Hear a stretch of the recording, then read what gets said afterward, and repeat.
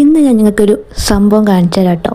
ഇത് എല്ലാവർക്കും അറിയുന്നതാവും, എന്നാലും ഞാനൊന്ന് ജസ്റ്റ് കാണിച്ചു തരാം. നമ്മൾ ബ്രോസ്റ്റഡ് ചിക്കൻ ഇതുപോലെ എടുക്കുക കേട്ടോ. നല്ല വിങ്സ് ഉള്ള പാട്ടൻ എടുക്കുക. നല്ല തൊലിയുള്ള ചിക്കൻ ആണെങ്കിൽ അത്രയും ടേസ്റ്റ് ആവും. എന്നിട്ട് മയോണൈസിലും ടൊമാറ്റോ സോസിലും മുക്കിയിട്ടാണ് കഴിക്കട്ടോ. സംഭവം നല്ല ടേസ്റ്റ്. മന്തി കഴിഞ്ഞിട്ട് എനിക്ക് ഏറ്റവും ഇഷ്ടം ബ്രോസ്റ്റാണ് കേട്ടോ.